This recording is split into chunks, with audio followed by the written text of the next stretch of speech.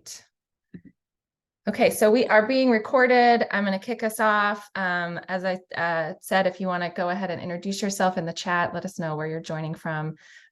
Welcome, everyone. My name is Sarah McAllister. I am the Senior Associate Director for the Office of Alumni Career and Professional Development. We also have Nina Raffo here, who is our Assistant Director, and she will be all things tech. So if you have any issues, any questions in terms of back-end stuff or anything at all, feel free to direct message her. So this session is being recorded and will be posted on our YouTube channel. We have over 60 sessions posted on there. So it's a great resource. If you're not familiar with it, we encourage you to check it out. Nina will drop the link in the chat. Feel free to subscribe, and then you'll get alerted when we have new videos like today uploaded. So I believe that is it in terms of housekeeping on my end. I am so excited for our presenter today, Ian Joselow. He is a great volunteer, just alum. I can't say enough great things. I had the pleasure of knowing him when he was a student, and now I'm really excited to learn from you today. So Ian, thank you for being here, and I'd love for you to introduce yourself and then kick us off today. Thanks so much, Sarah and Nina. It's so great seeing so many faces here. I didn't realize that this panel would be popular. I'm very excited. As Sarah mentioned, I was a student at Tulane University, like all of you, and I actually used to work in the alumni office just down the hall from Sarah. So have known the alumni services team for quite some time, and they're really just a fantastic team with everything and anything under the sun postgraduate. And I just want to thank everyone for having me today. I guess just a little bit about me. I graduated in 2020 with degrees in marketing and public health. They seem like they have nothing to do with each other, but you find the most fun combinations that you never expect with all of your education. While I was at school, I had a very eclectic background working in public health research, as well as live events, as well as I worked for a casting company one summer, and eventually just try to reconcile all the different experiences under one roof of, okay, what do I like? What do I not like? And as I was graduating, I had some job offers, and I graduated the first week of the COVID pandemic. So as many people had faced, all of my job prospects dried up, and I said, what can I do from home and what can I figure out here? I did some volunteering, some interning, and eventually I managed to secure an opportunity to work at a talent agency in their digital department. So what that means in terms of the entertainment space is digital. It's kind of like a buzzy, like the digital space. It really means anything under the sun that isn't traditional performing that's still being showcased to the world, whether that's, TikTok or Instagram or Facebook or, live streaming or anything and everything where you are really showcasing your life on the screen without it being a traditional SAG or, screen actor contract. And especially with strikes going on right now, digital is a really big thing right now that a lot of people are tapping into. Started as an assistant there and kind of rapidly worked my way through the ranks. We also do licensing and branding, and really just any different vertical outside of traditional performance kind of falls into the bucket of what I work within, whether that's making an alcohol line for someone or working on a brand collaboration, which we'll tap into later in this presentation, to if someone wanted to start a podcast or really just alternative forms of monetization for someone that has their own company or their own individual brand. And now I've been an agent at A3, and I've been with A3 for 3 years. I'm based in New York.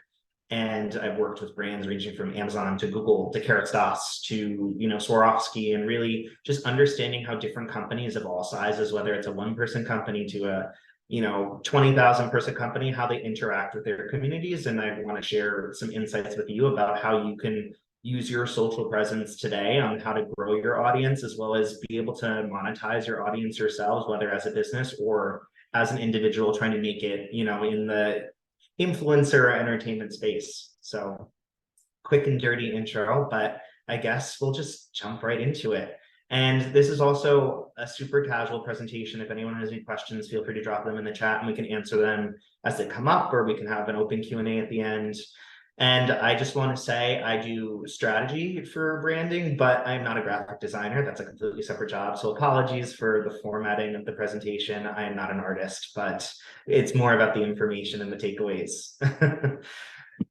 Okay, so starting from the most basic, I've been throwing around branding and throwing around social media. It's a very vague term, and I think it's kind of vague no matter what industry you're in. But going from its most basic level, what constitutes your brand when you are actually talking about it in the public eye? So that can range from something like your social media, whether that's posting on Instagram about your latest clothing launch, to if you are someone trying to become a person of notoriety and you want to post about your life. Social media is part of your brand. It's what you share about your life, in a public facing setting. Obviously websites, if you have websites or other digital footprints, people always say you should Google yourself every 6 months and see what pops up.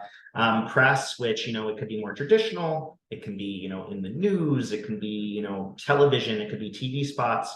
And, obviously people say all press is good press, but press is also, just what do people know about you without having to log into a phone or, go online to find out about you? What information is available for you out there? And so that's something that, like a publicist would handle, or, if you wanted to do more interviews and podcasts and all of those things, press plays into that as well. And then also your community. I have a picture of a screen there, for Facebook comments, Instagram comments, YouTube comments, but your community is both on and offline. It's if someone walks into your store, what are they saying about your products? Do they have any feedback? Is it someone that leaves phone calls and reviews on your Yelp pages about, your business? Your community is the most important thing that you can garner, because those are the people that are loyal to you, or the people that can hurt your reputation. So really just kind of putting together your full entire public image. When people think about you in the news, when people think about you on social media, when people are talking about you, what are they saying? And that's really kind of what sums up your brand. And so breaking it down piece by piece is kind of where you go to figure out, okay, how do I strategize on my next move? And how do I launch myself into the next stratosphere of how I can continue to grow? So I'm going to be throwing around some vocabulary today, and I wanted to give some quick definitions up front. When I'm talking about a lot of these are a lot more social media focused, because that's the focus of the presentation today. But going just a quick and dirty, when I'm talking about reach and how much reach you are getting on terms of like, if you were posting a certain way for an algorithm on a platform to increase your reach, those are the amount of unique people that see your content. And so I wanted to flag unique people, because impressions following that is how many times people are seeing your content, whether it's the same person or a different person. I think a great example right now is, back in the day, people would pay for billboards. Driving into New York City, you'd get a billboard and you would pay for how many eyeballs do you think are going to be seeing this billboard? When people calculate those numbers, it would be how many people in general, but it could be the same person commuting back and forth to see the same billboard. Well, with social media, the way you can do it is you can pay separately to calculate based on how many people that are uniquely seeing your billboard, Nina and Sarah, or that could be two people in a reach. But then if you have Nina and Sarah each see it twice, that can be 4 impressions. So they're calculated differently, and it's important to differentiate the two, because you can be paying for a lot of eyeballs to see your content. And if it's the same person over and over, maybe they're more likely to purchase whatever you're selling. CPM is cost per mil. That's basically what people are actually using to calculate how many views are worth, a single dollar. And so basically how you do that is, if you have a $5,000 you're willing to spend on an advertisement and you're looking for 50,000 views, 5,000 divided by 50,000 and then multiply by 1,000 here gives you a number that's like a CPM amount. So it would be, that's how much you're paying for how many views you're getting. It's case by case, different brands have different budgets, but the CPM is just an advertising way of calculating how much you're spending on advertising. If you use Google Ads, that's what they use for their metrics as well. CTR and conversions are very closely related. So click-through rate and conversions, those are for if someone is clicking on your advertising, how many people are clicking on your advertising? Is there a specific percentage? Is there, a reason why people are clicking through and then 5 seconds they get to your website, they leave? So click-through rate and conversions are very closely related, because someone can click on your link, that's your click-through, but then converting is actually getting them to do what you wanted them to do in the first place, and that's kind of your end goal. So conversions can be, I want you to buy this handbag. here's the link. Okay, we had 50%, click-through rate of like people clicking on the link. So obviously the advertisement was very eye-catching and people really wanted to click on it. So 1 in every 2 people wanted to click on the link. But then from there, we had a severe drop-off and we only had 10% of the people that clicked through on it convert. That's probably a bigger issue of why was there such a big drop-off from the people that were interested in your advertisement on why they weren't actually purchasing your product. So click-through rate and conversions are really important within the digital space, and that's really kind of your ROI and how you measure success, especially with marketing not being an exact science. These are ways that you can kind of keep track on trends on data. And then lastly, I'm not going to dive too much into this and we'll go into it later in the presentation, but usage is specifically for if you are creating content or if you're creating advertising centered around individuals. It's the way your name, image, and likeness is being used. So whether that's, oh, Sarah is a celebrity and she wants to be the face of Crest toothpaste, does she get featured on a billboard? Is she going to be on every web page for the next 2 months? Is she actually just posting herself? And that's where you have to go to her page to find her face. So usage is a very contentious topic, and it's obviously different in case by case based on the brand and based on the individual, but understanding how your content's being used outside of your control, whether that's, a company actually just posting content on their own, or whether they're actually taking content from their community and their fans. Maybe you have a brand that really loves user-generated content, UGC, where you're like, oh, if you have a favorite way of using Crest toothpaste, why don't you share it with us and we can post about it, or we can feature you in one of our next campaigns? That would be a form of usage from your community and could actually be a great way to generate sales if people feel like they're all part of a community and they all have their voices being shared. So that's a little bit of an info dump for vocabulary, and we can kind of dive into everything else now. But as I said, if you have any questions, feel free to shout out in the chat. So we're actually going to talk about some best practices here. So as part of my job, I have to meet with every platform monthly and talk about what different platforms are seeing and how you can maximize your performance on these platforms to grow your audience, increase engagement on how people are actually interacting with you. And then hopefully use some of those tips on your own to be able to work on your company or your individual skill sets to be able to build your audience. There we go. So we'll start with the trendiest one right now, TikTok. Obviously, every company and their mother is trying to get on TikTok. A lot of people are trying to become TikTokers. And so TikTok is interesting in that it differs from all the other platforms in that the For You page and the algorithm is very focused on cadence. And what I mean by cadence is how frequently you're posting. If you go to some pages, you notice some people are posting 5 to 6 TikToks a day. I don't think that's feasible. I don't think it's feasible for most people, but TikTok has shared that quantity versus direct quality is probably the best way to stay relevant to people's audiences. They recommend posting 2 to 3 times a day. I always like to say that as a human, you need to have a life, and that's very unfeasible. But the general context is the more you post on TikTok, the better. Especially with the For You page changing so quickly. People are usually posting on there and then your content's, buzzy for a day or 2, and then it's already on to the next thing. So being top of mind for people and always pushing out new content is the best way to stay relevant there. I do also want to flag that, TikTok can be more organic, more off the cuff, especially if you're posting so frequently. It's really hard to create polished content at such a level. And so it's kind of the place where people want to feel more relatable to you. That's usually where you see the goofier content, obviously Joselow is a big one. A lot of people like seeing how chaotic some of their content is and how friendly it is. TikTok is more the chance where you can play around with your audience and try different things, try experimenting and be like, oh, do you like this? Is this our tone of voice on this platform? And it's really it's kind of like you're stomping around to have a little bit more fun compared to everywhere else. And so that's why even if something doesn't do well, just post again in a couple hours and people will forget about it and we'll move on. I have one example from Tulane. I wonder if this will work. Cheers out. That's what we do. Okay, perfect. And this is just like a quick example from Tulane's pages, and I'll explain in a second. Hey, it's me.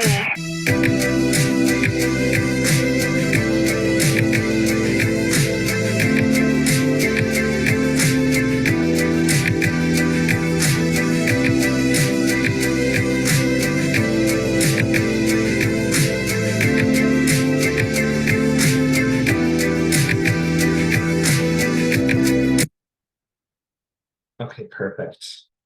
So kind of just going off of that, you noticed it seemed a little bit more casual. They had like a fun little trending sound in the background. It was just random clips of students on campus. It wasn't anything too fancy.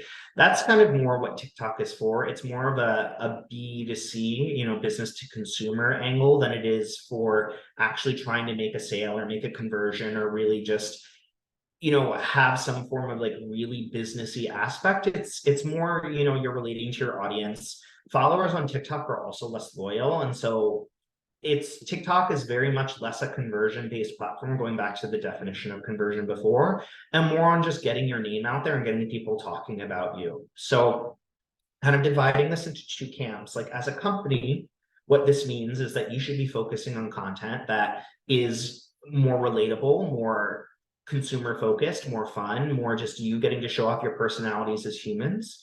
And then as an individual, this is as a way for you to connect with your community and just have more of those organic moments, goofy moments that you can showcase. And then kind of going with both angles of like individual versus company. This is both of where you can partner together and I just want to come up with what's trending, use trending sounds, come up with what's buzzy at the moment and really just capture that zeitgeisty type of content. So going to Instagram here, Instagram kind of moves in the other direction versus TikTok, where even if you post less frequently, they expect it to be nicer and would rather you have 1 to 2 quality posts per week versus constantly spamming content that isn't getting any engagement, because the algorithm notices when people don't care about your content and kind of shuffles it away in favor of the nicer content on the platform. In terms of Instagram, they recommend, daily story posting, 3 to 4 reels per week and 1 photo post per week. So video and reel are different. So a reel is all video content, and then a photo post is obviously just posting a photo on Instagram. It's what they were founded for. It's what they're known for. Obviously, once again, take this with a grain of salt in terms of the fact that is a lot of content, and most people, unless they hire someone on their staff to do that, do not have the time for that. But I think the ratio is super important to be cognizant of. So, that 3 to 4 reels to 1 photo, I'd like to say that 3/4 of Instagram at this point should be video content. And, Instagram started as a photo platform, but they're really trying to compete with TikTok. And so they're really prioritizing video content. And then, every 3 to 4 videos have a photo post. I always like to say that photo posts are great for being able to capture those parts of your brand that are really hard to communicate over video, whether it's like talking about a very specific product or a very specific facet of your personality that doesn't really come across on video. And really just Instagram should be more polished in general. So it's less off the cuff and it's a little bit more curated. So when you look at someone's Instagram page, treat it like a portfolio. That's kind of like the new artist portfolio, where you look at a company's page, you look at an individual's page, you look at their Instagram and you're like, oh, I understand what they're going for. I understand their aesthetic. I understand what their brand values are. And this is really what I'm getting if I'm working with this company. So in terms of companies using Instagram, this is where you're getting a lot of your conversions and your sales. So this is where it can be a little bit more targeted in terms of the fact that maybe you're putting advertising on Instagram, maybe you're using Instagram as that eye-catching, more like billboard style advertisement that you used to see, like gorgeous dresses, really beautiful food plates, really nice recipe videos. And so having it as that more polished advertising forward platform is kind of what Instagram is turning into. And it's where a lot of people do their shopping now. Instagram has Instagram shopping features. People can put links in their bios to click on shopping. On Instagram stories, you can tag people. You can put links to all of the latest releases that you have. And so Instagram is where a lot of people end up doing that initial click through to your websites and a lot of initial click through to your sales and shopping. So having that as more of your advertising and targeting for sales versus TikTok being more for brand awareness is kind of where that good divide is there. And then as an individual, using your Instagram like your portfolio, but also using it like a polished diary for yourself. Instagram stories disappear after 24 hours, and they're a great way for you to be like, listen, I'm not going to post about what I ate for breakfast, in my Instagram as like a photo feed, but I can post on Instagram stories and be like, hey, General Mills, I just tagged you in a story that I'm eating about my breakfast cereal, and I'm really happy to be there. And my audience loves when I talk about what I eat for breakfast, or what I, whenever I go on a walk, like this is what I'm up to. And so treating Instagram as TikTok is more of like the casual humanity, and Instagram is more of like the polished, like, here is my life, or here is my brand, and this is what it is, and I'm really excited to be there. Especially for individual creators, Instagram is a great way to start working with companies. It's a lot easier to tag companies in your posts. It's a lot easier for people to collaborate. You can do co-collaborative posts where it's like maybe you and General Mills are posting together, or maybe it's you're posting about your workout wear that you're wearing that happens to be on sale. So let me tag the workout wear in the post. So Instagram is really where a lot of like that cross collaborational like advertising and sales happen between individuals and creators. So it's just a quick little Instagram example, something very polished, like looking at Tulane's page, obviously it's a beautiful building. They have a nice little diary entry here. It seems like it's doing well, 6,000 likes. I was looking at Instagram's page, and that's, more than some other posts because it's very polished. This is kind of where you have those more, select diary-esque entries versus just the random stream of thought that TikTok has. So YouTube is a lot of where B2C content is. I would say, treat it like a TV show. YouTube's algorithm is all about consistency, whether it's posting once a month on the same day at the same time, or, posting once a week, but it's always on a Friday at 2 p.m. Your audience subscribing kind of expects knowing when you're going to upload. And so that's what the algorithm prioritizes, where if you have a consistent schedule, YouTube will start to prioritize it and be like, well, of course I have to push your videos at, 2 p.m. on a Friday because that's when you always post. So consistency on YouTube in terms of timing, cadence is less important, and more timing of when you're actually posting is the most important thing for YouTube. Also, YouTube Shorts are a big thing now. It's trying to compete with Reels. It's trying to compete with TikTok. And so Shorts are great for getting people to come to your page and subscribe. It's a quick, easy, they're pushing it to everyone. But long form content is actually what is retaining your audience. Shorts, it's kind of going back to TikTok, where short form content is really great at getting people to know what you're talking about in a short span of time, but it is not enough time to actually retain your audience most of the time in a way that actually converts to a sale, converts to, donation, converting to showing up to an event. And so that's where people that are willing to watch a longer video are usually your more dedicated audience. And so those are the ones that are usually likely to buy tickets to something, to purchase something, to, subscribe to your pages. So use Shorts, especially if you haven't been before, to get people to check out your page. And then, your other content that's on there is kind of what people are staying for. And hopefully you get some subscribers that are willing to stay and be loyal customers. So in terms of like, as a company, it's harder for a lot of companies to build businesses on YouTube, especially because a lot of companies, it's a very ad style, video content, and it's very infomercially. I would say this is probably a good platform to either put your B2C content on, whether it's like, directions on how to accomplish something, or maybe projects that you can do with your product, or other things that would probably be more focused for like an internal presentation where you need it to live. But it can also be a great place to showcase what else do you do that can tie in outside of what your initial offering is. So that sounds kind of vague, but like, for example, if you're a local sweater company, maybe you go to fashion shows in your free time and you interview designers there, and you keep a log on your YouTube channel to show how invested you are in the fashion world. Or maybe you post the recipe video, the long form recipe videos of what your ingredients are being used for if you have a mayonnaise brand. So having other ways of tying in your content into a longer video is a great way to keep people engaged, because it's less salesy and more entertaining. And then people are more likely to follow you and be engaged with what you're selling if they see you as a source of value outside of just your product. In terms of individuals, this is also where you tap into your more loyal audience, and maybe you post those daily vlogs. Maybe you post those journalistic style, like, get ready with me and we're going to go to a fashion show. Maybe this is where you're traveling the world. Loyal audiences for long form content care more about the minutia in your life. And so that's, this is the place to put it. You can't put all the little details in a 30-second Instagram reel, but you can put in, some of the more intimate details into a 15-minute YouTube video where only your most loyal audiences are going to pay attention. So YouTube is more for those dedicated audiences and more for that dedicated content where it's almost like a labor of love to start. But, as you build traction, that's where people go to get all the nitty-gritty details about what your product is or who you are as a person.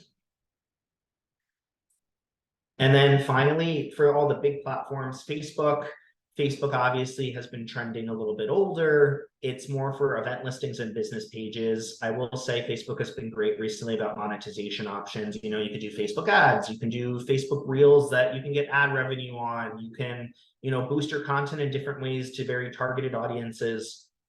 I will say the Facebook Business Manager is phenomenal. They have a million features that no one knows about. So I would recommend making a business page if you're currently working as an individual.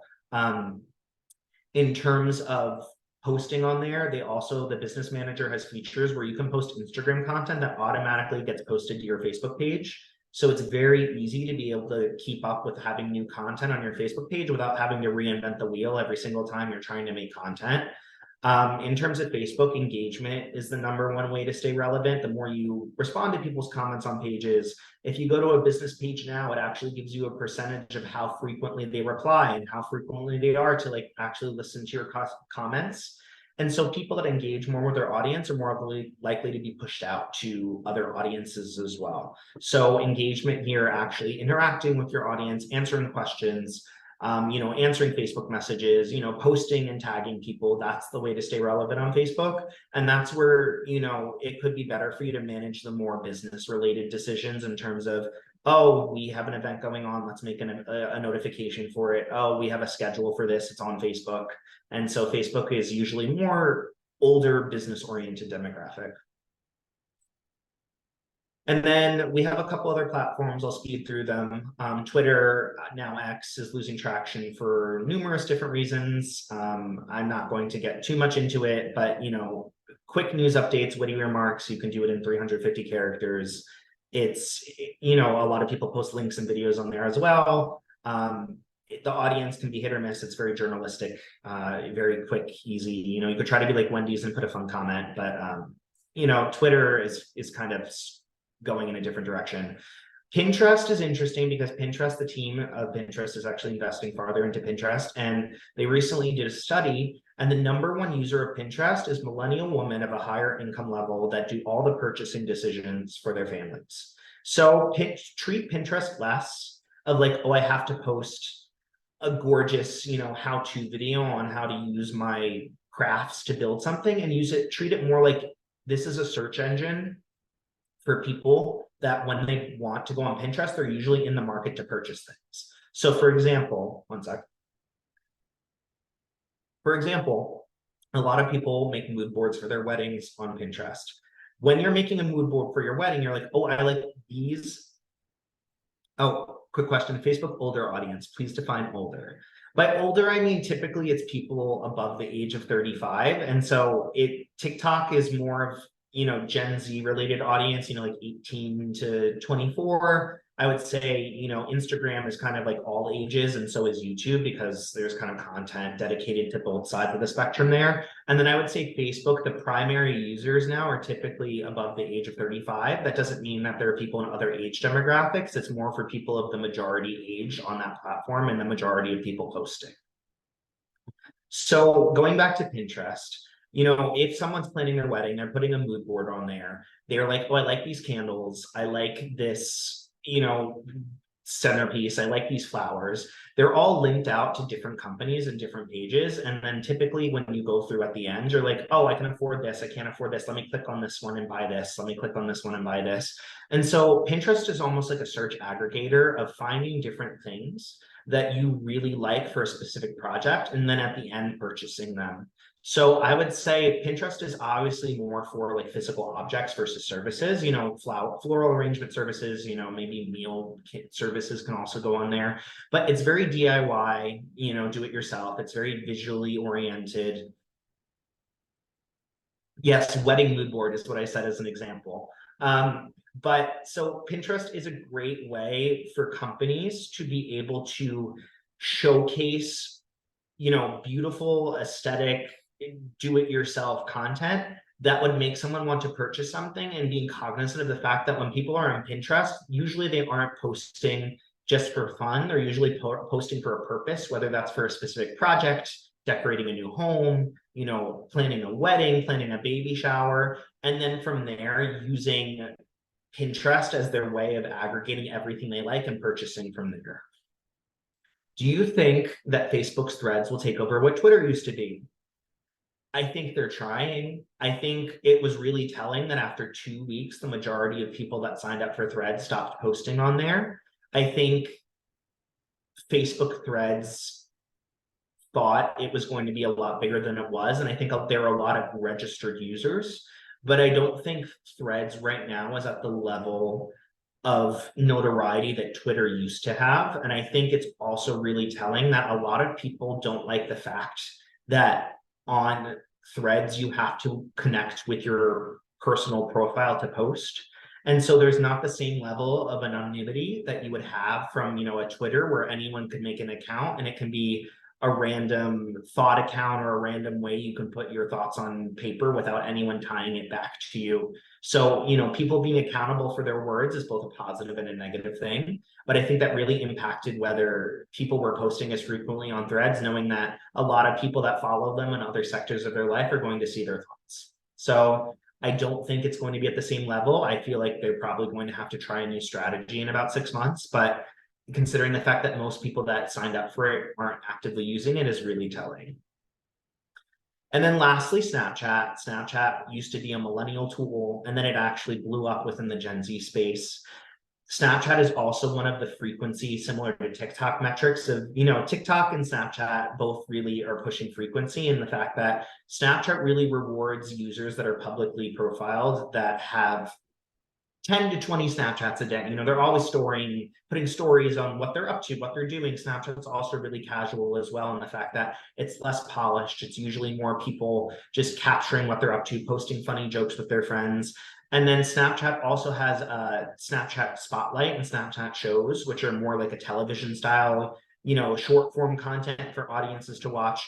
But frequency is key to be successful. Snapchat really rewards people that lean into the platform, whether it's a business or an individual saying like, I'm going to capture as much content as possible on this platform and I'm going to record my whole entire day. And then from there, Snapchat gives monetization options. Even at minimum, Snapchat has a feature where you can have advertisements on your stories and you get ad revenue from that. But at minimum, you need to be approved. And at base minimum to even be considered for approval, I think you need to post 20 Snapchat stories a day, which is a lot.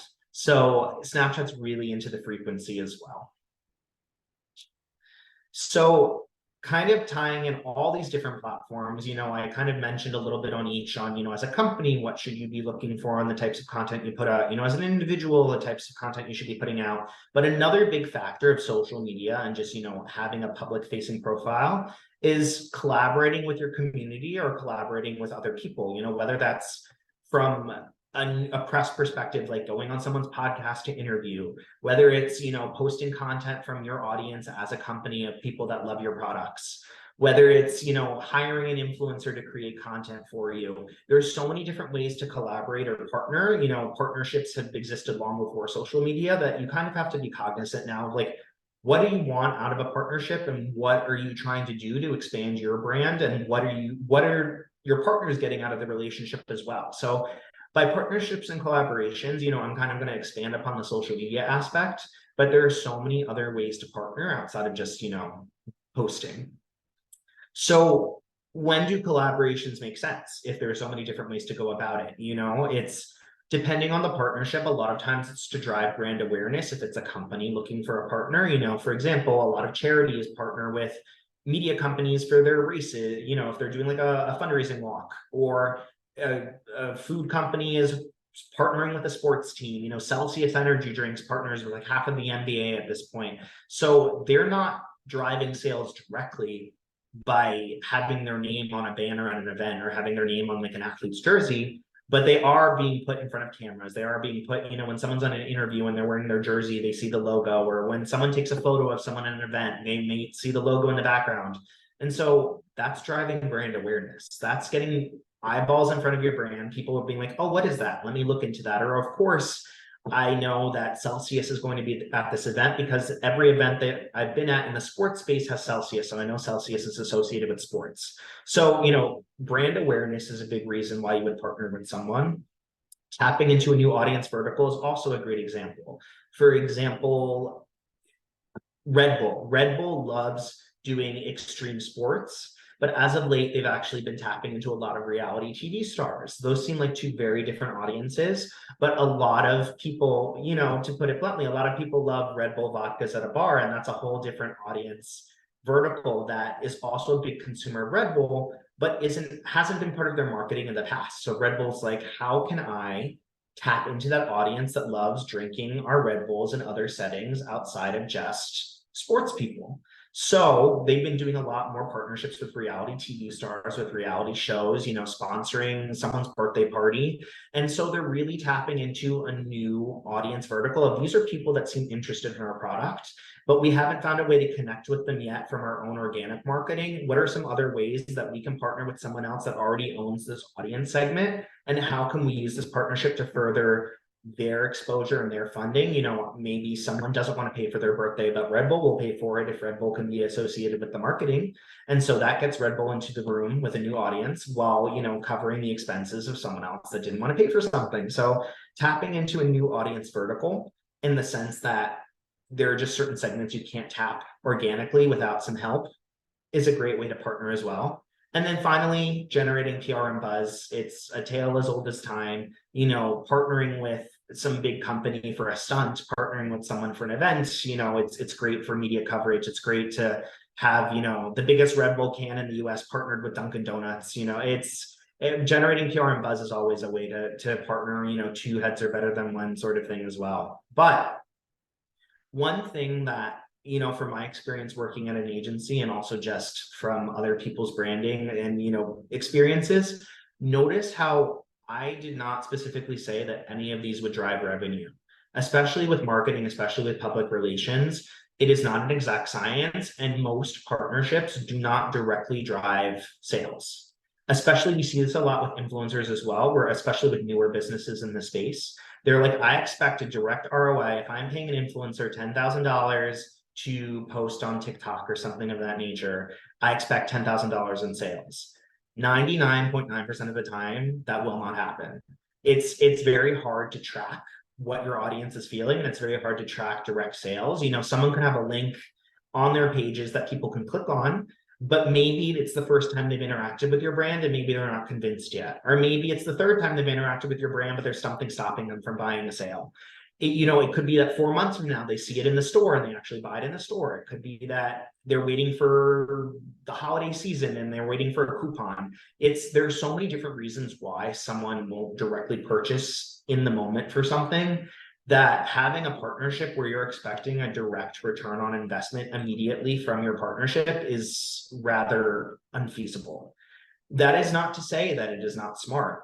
You know, for all of these different reasons that I laid out here, having a new audience, having someone be aware of your brand, it could also be that maybe you need a longer term partnership. Some of the best returns on investment are if, you know, your sweater company that I mentioned before wants to partner with a fashion influencer whose audience buys everything that she does sell them. Maybe you partner with her for a year over the course of, you know, you're posting every other month, and then we're also going to have you at a photo shoot that we're going to use for our marketing, and then we're also going to do an event. And, you know, over the course of the year, more and more people get exposed and more people purchase your products.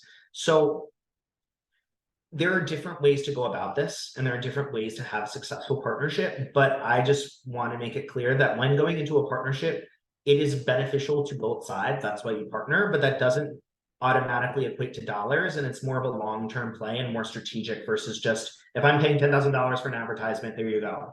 I would say treat it almost like a targeted billboard, where you could have that billboard outside of New York City that you're paying $10,000 for, and, you know, 50,000 people can see it. But that doesn't mean everyone that sees your billboard is going to purchase something. And that also doesn't mean someone's going to purchase something immediately.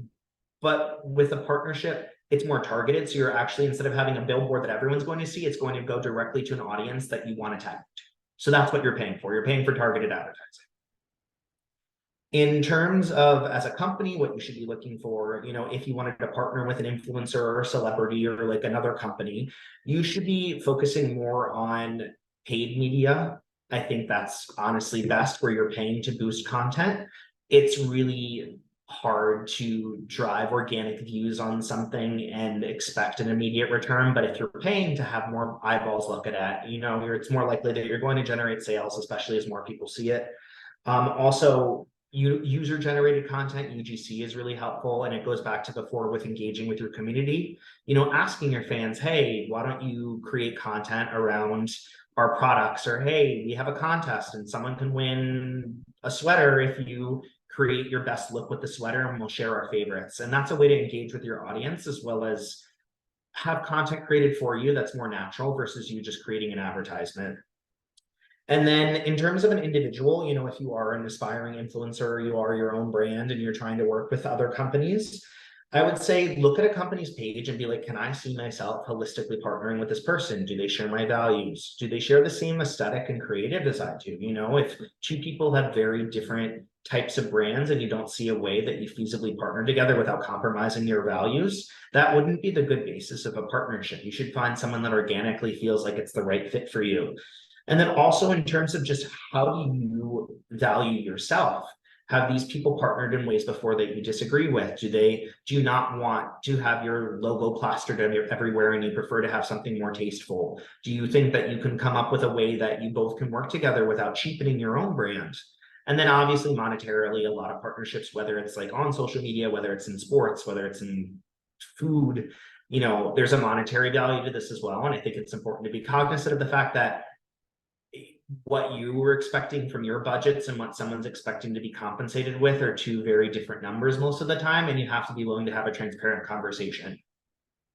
I'll leave it at that just because that's a very different conversation altogether, but budgets can range from, I want you to show up to an event for $500 to, I've seen partnerships happen where someone posts one Instagram story for $100,000. So it can really range the gamut of what people are looking for. I just did a whole large vomit of information at you all, and I kind of covered a lot of different topics, but happy to answer questions and kind of go on an organic conversation. Ian, I just wanted to draw your attention to the question about how to remove negative, harmful comments from other people on Instagram and Facebook. Oh my gosh, I didn't see that. Yes, actually, that's a very easy question to answer. So Facebook Business Manager and Instagram, you have to have a public business page, but they actually have features on both under the security settings to auto filter comments based on different parameters. You can set it to really strict, you can set it to something looser, and then they're actually developing features around keywords as well, where if you're trying to avoid a certain topic, you can add these keywords and any comment that has those will be moderated or removed. So there are actually a bunch of different moderation options on both platforms, and they're both tied to the security settings on your account.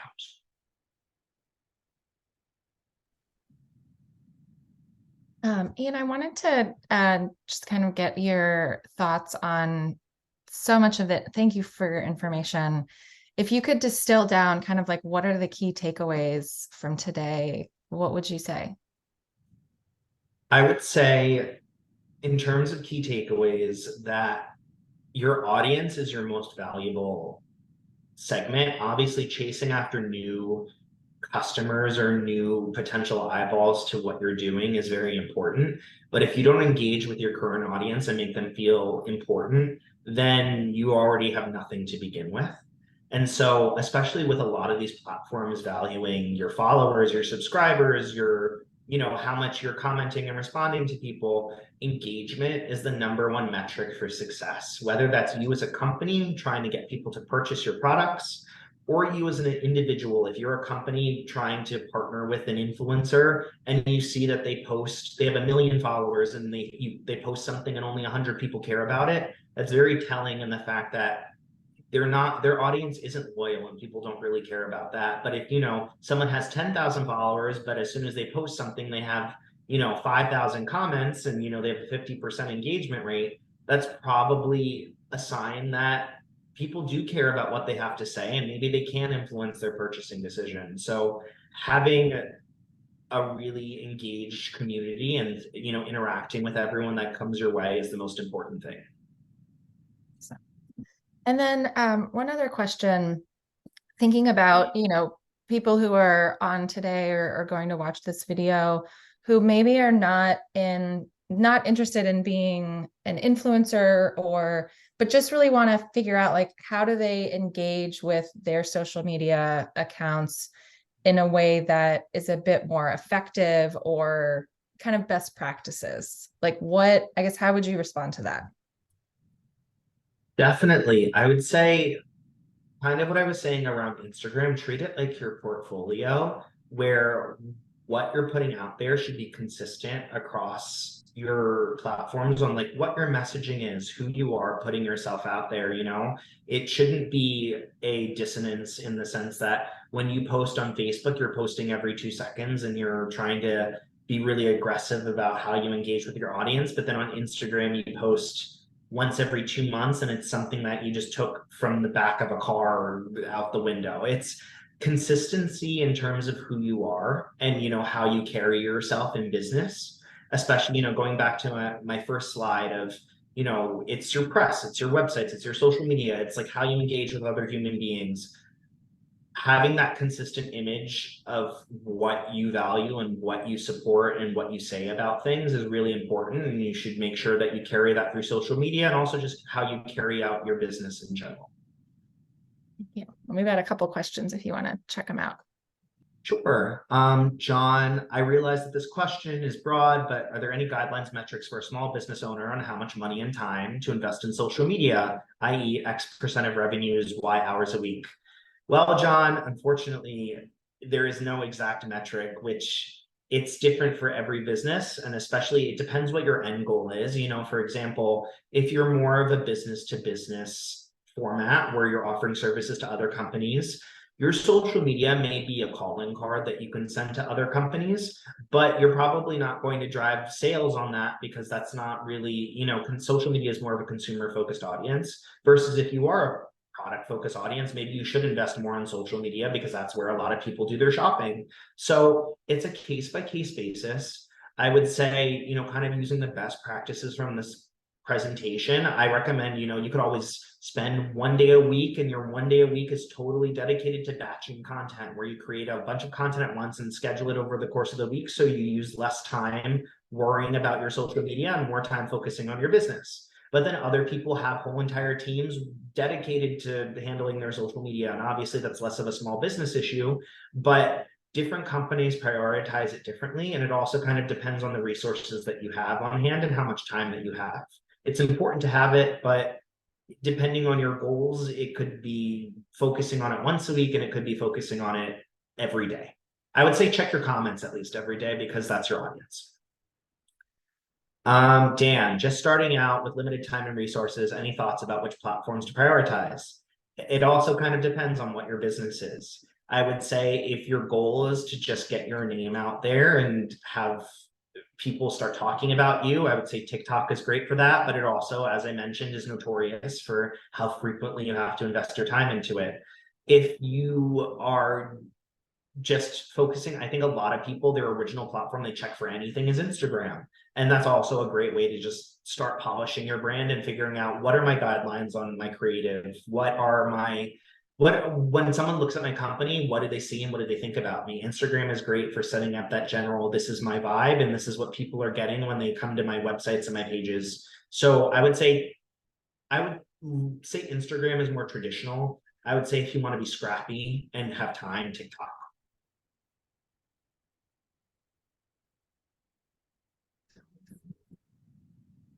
Any questions? Yeah, I think that's, unless there's anybody else, I think that's kind of where we're gonna stop for the day. Ian, thank you for your time. Everyone, thank you for the questions.